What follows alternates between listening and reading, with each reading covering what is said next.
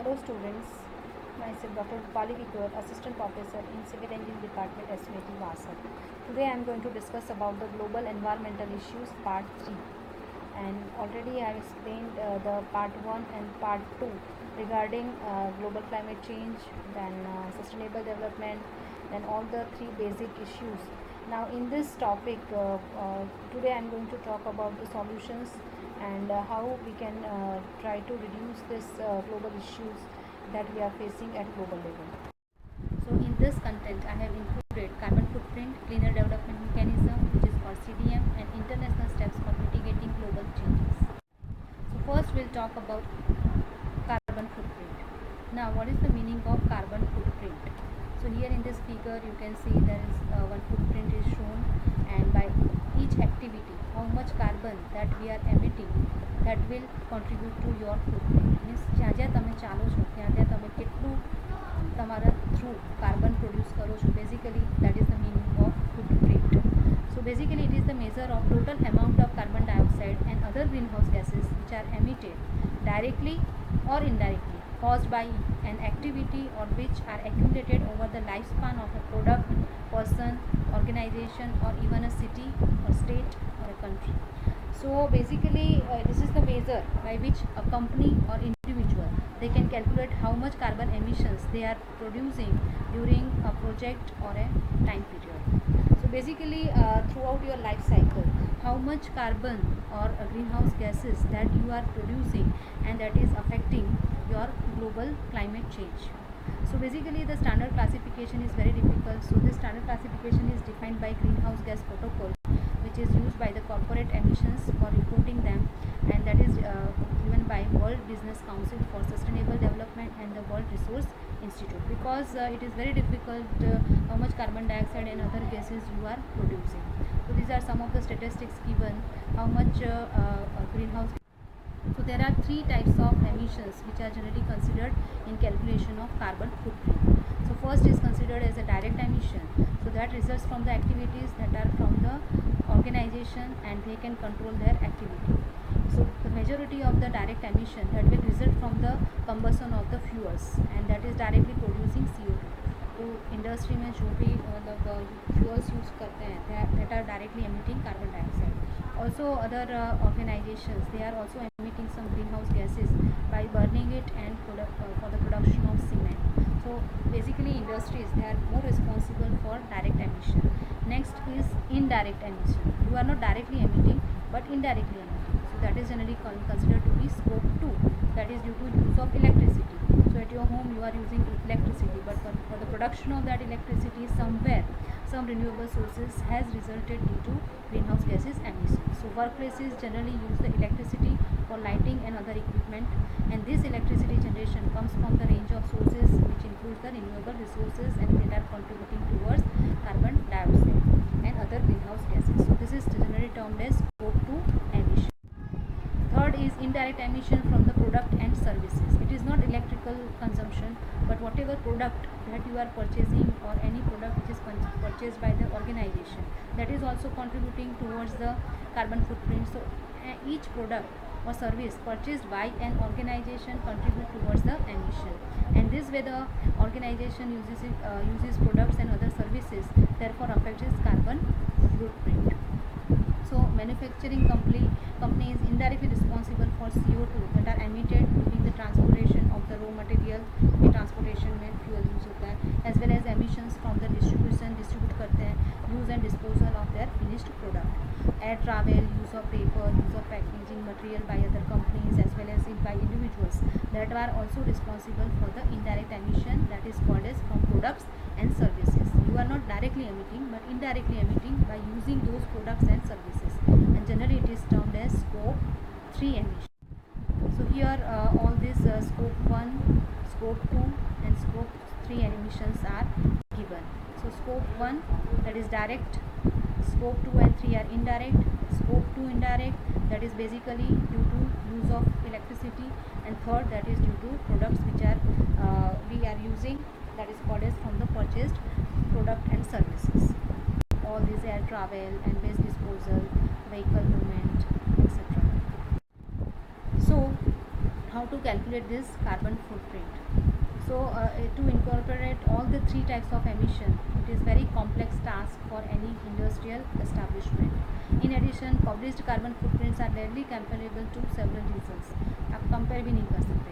Despite emerging international standards, not all organizations follow the same methodology to calculate their carbon footprint. Some of carbon footprint they are expressed as a time period basis. कि कितने time में कितना हुआ, such as annually, and some are measuring on the unit basis. कि कितना product आप produce कर रहे हैं, कितना carbon dioxide emission हो रहा है.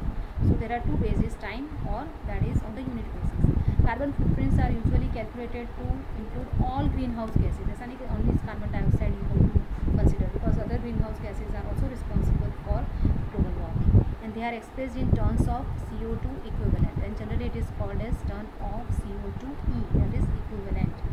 Some however calculate the carbon footprint to include the CO2 only. They are not calculating other and express the carbon footprint as tons of CO2. So there are various means by which the different organizations they are calculating the carbon footprint, either in terms of CO2 equivalent or directly terms of CO2 produced. So here in the calculation of CO2 equivalent, 6 major gases are included: carbon dioxide, methane, nitrous oxide, hydrofluorocarbon, perfluorocarbons, and sulfur hexafluoride. So all these 6 major gases that are to be included if you are going to calculate carbon footprint in terms of carbon dioxide equivalent. So there are some statistics that you should know how much carbon dioxide you are producing by your various activities. So generally petrol, that is producing around 2.3 kg of CO2 per liter consumption, and for diesel it is more, it is 2.7 kg of CO2 produced per liter of consumption.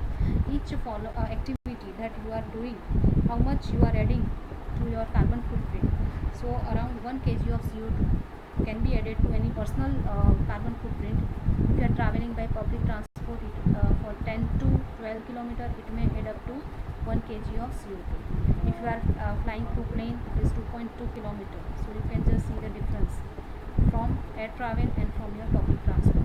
Computer, if you are operating for 32 hours, production of 5 plastic bags, production of 2 plastic bottles, production of 1/3 burger. So these are the units if you are consuming that will be responsible for production of 1 kg of CO2, and that will add to your carbon footprint. Nowadays online calculators are also available. You can add your each day's activity and you can find out your personal carbon footprint. So there are various types of carbon footprint which are generally used. First is organizational. Organization से कितना carbon आ रहा है, that calculation that is included, which is called as organizational footprint. Next is value chain. So value chain is all basically related to calculation of scope 3 type of emission, and that is related to use of different products by the company. Then product, directly product, that is extraction of raw material to its disposal.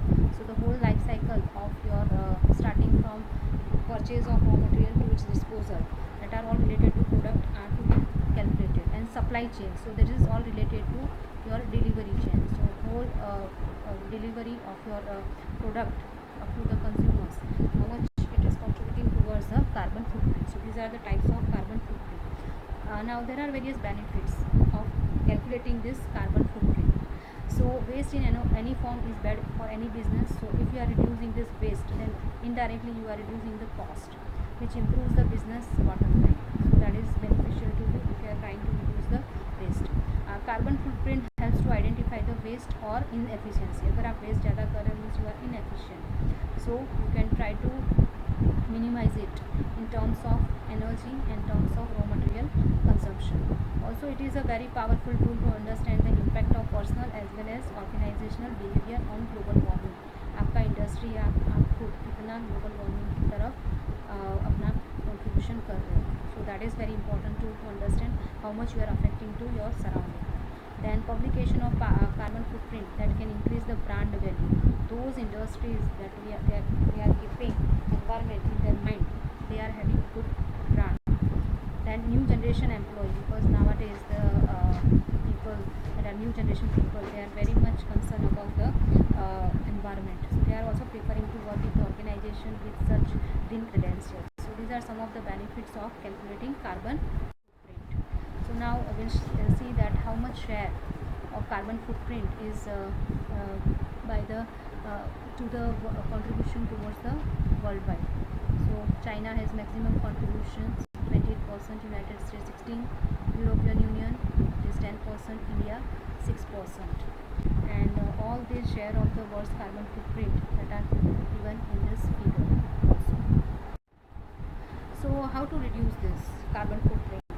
So there are certain steps that I have mentioned here, which are called as the small steps, but that can bring a very big change to reduce your personal carbon footprint. And our major concern is to reduce whatever you can reduce at your level. So when you are using your fluorescent or CFL bulb at your home, about 70 kg of CO2 can be reduced by the household in a year.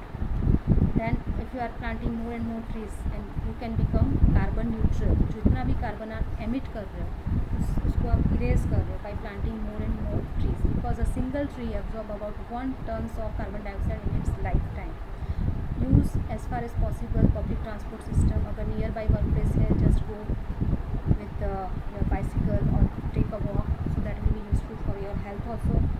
Always try to use the star rated devices, and that can save up to 15% of power. Then do not leave your gadgets on standby mode, because during that also they are constantly consuming energy, and that can produce several kilos of carbon dioxide. Buy gadgets with the long life. जो भी आप gadgets खरीदो long lasting होना चाहिए, so that उसको replace करना ज़रूरी पड़े. So stop changing your mobile. Now days the trend is that कि भाई नवो मोबाइल आया जो चलो नवो फीचर्स आते हैं, so you are constantly changing your mobile. So instead of doing that you just buy a long life mobile. Then operate the washing machine when there are enough number of clothes are there to reduce the energy. Then install as much as more water and energy efficient equipments at your home. So you have learned this kind of fixtures in green building also. Then try to adopt the recycling of glass, metal, etc. wherever it is possible to reuse and recycle. Then inflate your vehicle's tire properly and save up to 3% of fuel per month. Proper maintenance करवाओ tire etc. Do not waste your food, because lots of energy is used to prepare it. So try to eat fresh food instead of the frozen food. Then energy consumption can be reduced by using your locally available food. So now be vocal for local. That concept is given by our Prime Minister also. So that can also reduce the energy consumption. Eat organic food. In USA एक estimate के हिसाब से 13% of the greenhouse gas emission results from the production and transportation of food. And there is no official figure for our country, but considering its vastness, we can say that around 8 to 10% is from that sector. Then organic farming is also emerging. Try to go for it. Products which are more environmental friendly, reducing the consumption of red meat, that is also essential. Then avoid canned and processed item. Try to use the renewable energy. Nowadays solar energy that is coming up in our countries, and government is also giving subsidy to use that. So try to establish that solar power panel at your home. You can insist your parents to do that. Then light colored paints on the wall, that will also help. Then avoid the wastage of water, and selecting the energy efficient toilet and dishwasher etc.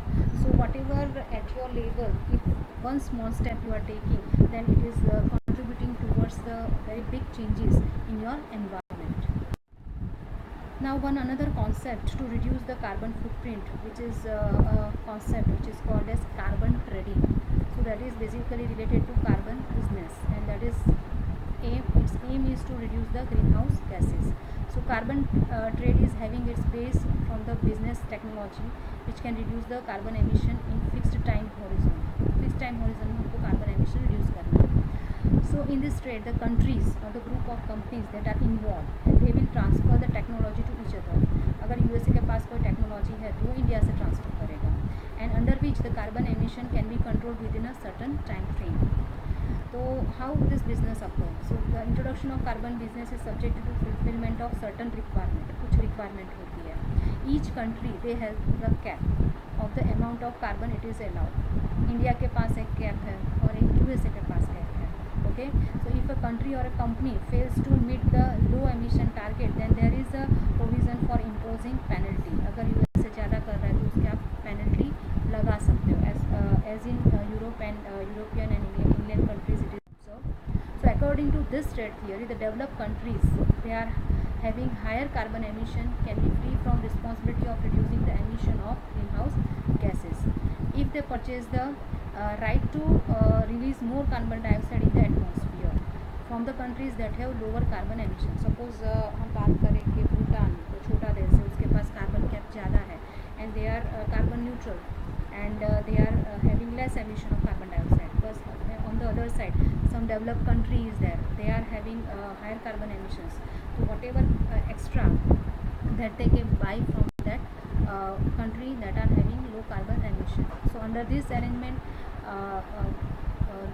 former financially fund the environmental scheme to that poor counterpart. Means USA अपना scheme India में या भूटान जैसे देश में जिसमें carbon emission कम है वहाँ पे लगाएगा अपनी technology, but that should be environmental friendly and the country which easily achieve the emission standard determined for it can obtain the surplus pollution standard certificates. And जो भी वहाँ पे उन्होंने एमिशन कम किया एंड जो भी टेक्नोलॉजी लगाई उसका सर्टिफिकेट उनको मिलेगा. And it can sell its pollution standard certificate to other areas which have not been able to achieve the carbon emission standards. So according to World Bank report, India's share in the world carbon trade is possible up to 10%, from which we can earn around $100 million per hour. अगर हम allow करें दूसरे देशों को कि जिसमें carbon emission ज़्यादा है तो हमारा कैप अगर हम कम करने में सफल होते हैं तो we can sell them and we can earn this much. So under this program, United Nations 12 firms of India have been permitted to do this carbon trading, and this decision has been made on the basis of decision taken on the conference on climate change. So this you can use as opportunity to earn the money also. So this figures whatever I explained, this carbon trade theory or the emitting carbon trading theory. So here there is one country, they are emitting very less amount of carbon dioxide and this leftover allowance that they can sell to this country B and this country.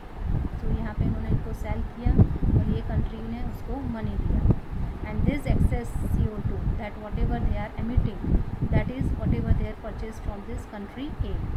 So this way the total amount of carbon dioxide in the nature that we are keeping at some constant level. So this kind of carbon trade theory is also widely used for the reduction of carbon dioxide emission at international level. So that is generally called as the emission trading or carbon trading scheme. Next concept or try to reduce this carbon emission, that is called as the cleaner development mechanism. The short form is called as CDM. So this is one of the flexible mechanism defined in the Kyoto Protocol, that is in IPCC 2007, that provides the emission reduction project which generates certified emission reduction unit. अगर कोई country दूसरे country में अगर अच्छा environmental friendly project लगाता है so they can earn their emission reduction units, तो उनकी जो कैप है उसमें वो एडिशनल ऐड कर सकते हैं. So this is the again it can be traded in the emission trading scheme. So that is called as CERs, that is certified emission reduction units. So what is the benefit of this CDM? It helps the developed countries जो ज़्यादा emission करते हैं to fulfill their commitment to reduce the carbon emission, and at the same time it will assist the developing countries to achieve the sustainable development because they can earn money from that. So CDM enables these countries to meet their reduction commitments in the flexible and cost-effective manner, and it allows the public or private sector entities in one country to convert into the greenhouse gas mitigation project in the developing country. तो जो developed country होते हैं जो ज़्यादा emission करते हैं that is called as Annex 1 country, and those which are developing country जो less emission करते हैं that are called as Annex 2 country. So here in this figure I have explained the principle of this carbon emission cleaner development mechanism. So non-annex country and this is annex country. So here they can transfer, जैसे US जैसे देश है उनको अपनी technology transfer कर सकते हैं and they can earn their certified emission reduction units, and that emission units can be transferred to this developed countries and they can earn money also at the same time. So this all the projects that are installed in underdeveloped or developing countries, that is useful for their development and here this will help in reducing their greenhouse gas emission commitment. So both the countries need to approve the project, and mutual benefit means that is beneficial to both the countries, developing as well as developed countries. So this agreement was done in 7th conference of parties, which is called as COP7 in UNFCCC in Marrakesh, held in November 2001. और जो भी project starting हुए हैं 2000 year, they are eligible to on this CARs. And basically the projects involves are afforestation, ज़्यादा अगर आप पेड़ लगाते हो, reforestation करते हो, which lead to the sequestration of carbon dioxide. इस कार्बन डाइऑक्साइड रिडक्शन करने में जो हेल्प करते हैं, बिकॉज ज़्यादा फॉरेस्ट लगेगा, so that will more absorb this carbon dioxide, which is called as the sequestration of carbon dioxide. So कौन से projects हैं that are qualifying under this approval, fast track approval? So any renewable energy project which having the output capacity of 15 megawatt, that can be given fast approval. Energy efficiency improvement project which reduce the energy consumption on the supply and demand side up to 15 gigawatt hour annually. And any other project activity that both reduce the emissions by source and directly emit less than 15 kiloton of CO2 equivalent annually. So this type of projects that are all approved very fast in the fast track approval procedure, and that is generally supervised by the executive board. So here this is the contribution of India in the different projects that can earn CERs under CDM project. Wind energy, that is 42%, biomass 15%, hydro 10%, solar energy, that is 8%. So we are having more chances to increase in this sector, energy efficient project. And these are some of the states that are having 100 approved project for the different sector. Of most of them, you can see it is renewable energy resource and energy efficient source. And by switching to proper soil waste management and including in the industrial process, you can earn these CDMs. So there are various steps involved in a CDM project. First is to identify the project. So first is called as the project identification. So the process of developing a CDM starts by identifying an idea that will reduce the greenhouse gas. आपको निकालना है कि कौन सा project green house gas emission को reduce करने में help कर सकता है. And if it is contribute to the development priorities of the nation, जिसको ट्रांसफ़र करना है उसको वो हेल्पफुल हो सकता है कि नहीं. Second is endorsement of government. Once the project proponent is convinced कि भाई ये प्रोजेक्ट रिलेवेंट है under the CDM project, so they have to prepare your idea and they have to submit for the endorsement to the nodal agency of the country. For India, the designated nodal agency है ministry of environment and forest. So अगर उन्होंने endorse कर दिया, कोई US से project लेके आया, so that will be endorsed bye them, and after endorsement the project idea can be develop further. So after that the next process that is called as the project development. So to establish the additionality of a project, it is necessary to first redefine the baseline. कौन सी baseline से अब आपको carbon emission reduction करना है. So this baseline study is carried out in accordance with the provisions in the protocol, that is Kyoto Protocol as well as Marrakesh Accord. And according to that, greenhouse gases reduction in terms of tons of carbon dioxide equivalent is achieved. So next is validation of project. आपने तो बता दिया कितना कम करोगे, तो validate करवाना है. The project idea note and the baseline study and other relevant details are submitted for validation by the independent agency identified by the CDM executive board or as a DEO, that is designated operational entity. And validation is the independent evaluation of the project activity against the requirement of CDM. जो भी requirement वो follow होता है कि नहीं, that they have to check, and after that they have to submit this validation report to executive. After that, registration process is done. So registration is the formal acceptance by the executive board of validated project as a CDM project activity. Then after monitoring, once registered, the project proponents are responsible for monitoring. continuous monitoring करना है तो actual greenhouse gases emission reduced by the project. ये project लगाने से कितना greenhouse gases emission कम हुआ. And this DOE may be approached periodically to verify and certify the reduction. जो भी reduction हो रहा है, that is to be continuously monitored. Then after verification is a periodic independent review. And after that whatever reduction has taken place, that is to be verified. And then after, if everything is okay, then written assurance by the designated operational entity that is given during the specified time period a project activity achieved the greenhouse gas emission reduction as verified. Certification.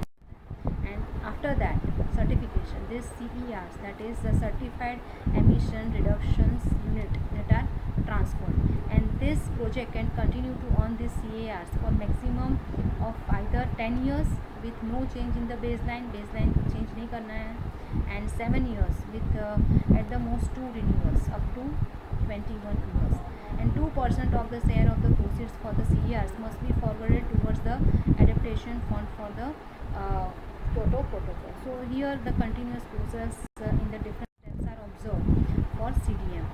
So there are many benefits of CDM that can be achieved. So that is good from efficiency in operation, additional capacity you can build, you can have the job opportunities, technology transfer, and clean environment. So these are the benefits. But what are the limitations? Bundles of project approved instead of accrediting each project individually. कुछ नहीं होता, bundle of project को लोग approve दे देते हैं. Then CDM is in danger due to low price of carbon. अभी carbon का price very low, the cost may be around only $40 per ton. So that low rate is also affecting this business. And rich country वो कोई ऐसा project impose करे जो poor country को पसंद नहीं है, और if they are not interested in that, though they will assign the project, then it may be against the development interest of the country, so that may be possible. So next topic that we will discuss, that is what are the international steps for mitigating the global change.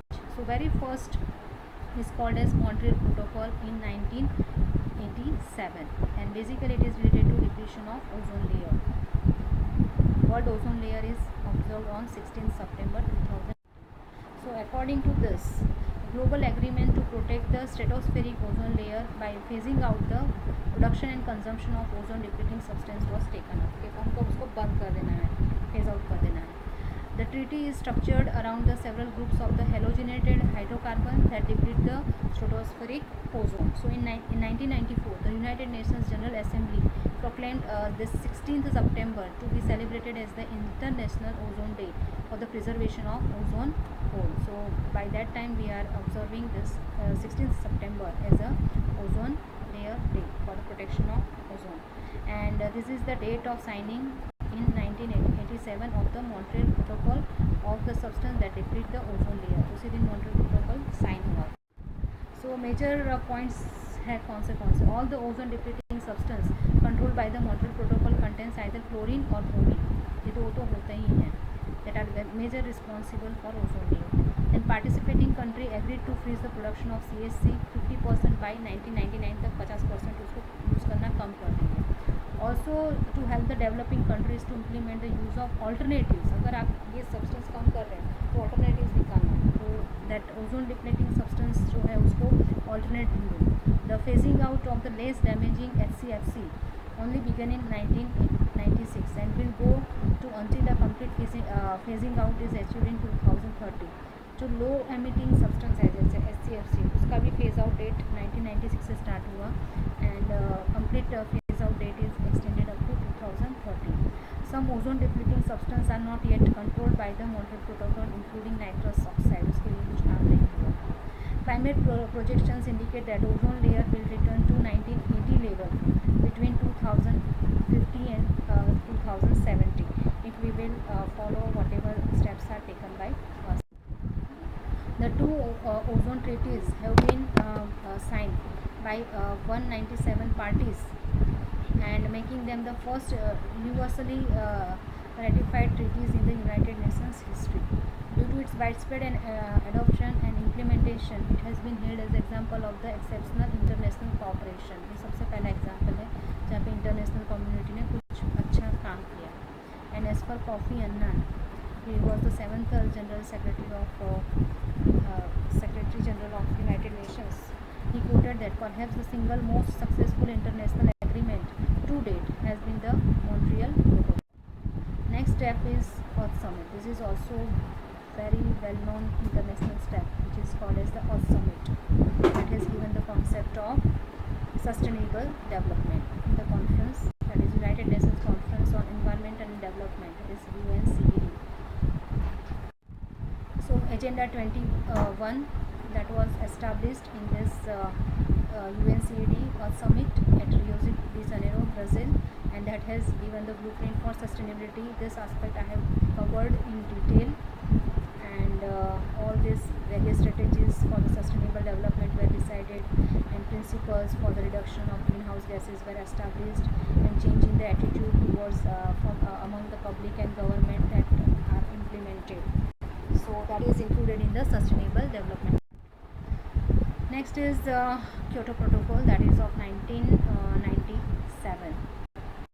So this was held in Kyoto, Japan in December 1997, and specified commitment of different countries to mitigate the global climate change was observed. And the major focus is for the reduction of carbon dioxide emission and the presence of greenhouse gases in the atmosphere. The essential part was that the industrialized nation need to lessen the amount of CO2, because up till now they have contributed too much towards this global climate change, and countries to take action to reduce the overall greenhouse gas emission to a level of at least 5% below 1990 level से 5% कम करने की try करनी है by the commitment period of 2008 to 2012.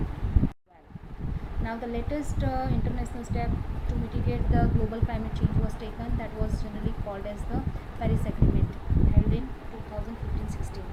So this Paris Agreement is an agreement within the United Nations Framework Convention on Climate Change (UNFCCC) dealing with the greenhouse gas emission mitigation adaptation in finance, and signed in 2016. 2016 में इसको sign किया गया, that is called as the Paris Agreement. What happens? These United Nations and China, they are together responsible for almost 40% of global carbon emissions. That issued a joint statement confirming that both countries would sign the Paris Climate Change Agreement. जो भी कुछ agreement है उन्होंने sign करने का promise दिया. So 175 parties, they signed the agreement. On the first date it was open for the signature, सबने sign कर दिया. So that was the case when Obama was president. But what happens then later after? So in 2017, US President Donald Trump, he has taken charge, and on 1st June 2017, he has announced that US would cease all participation in the 2015 Paris Agreement on climate change that was done in UNFCCC.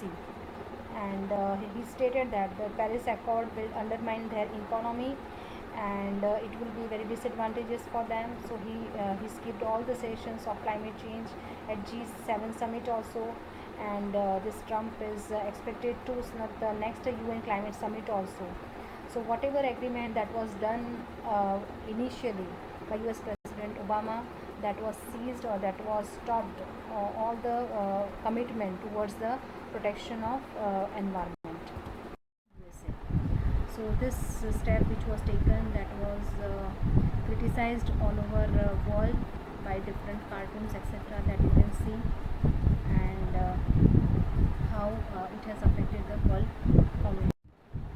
So now today's scenario, 146 countries they have ratified this, 48 countries they have signed this agreement, and is not signed or withdrawing. Here you can see in the red part, that is United States. They have signed, but now they have just withdrawn their commitment towards the global climate change. So the next global climate change summit, that is going to be organized in 2020 by this Glasgow, Scotland, and that will be called as COP26. So you should know about a few days that are celebrated just for the conservation and preservation of our environment. So very first is World Forest Day, to create awareness amongst all the citizens to be aware about planting of trees. 21st March, then World Earth Day, that is celebrated on 22nd April. Ozone Day, for the preservation of ozone layer, that is 16th September. And 22nd March, to create the awareness amongst all the citizens towards the reuse and recycling of the water.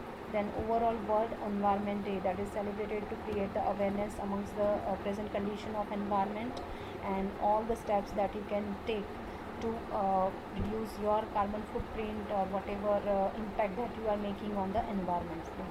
So that is called that today. So thank you very much.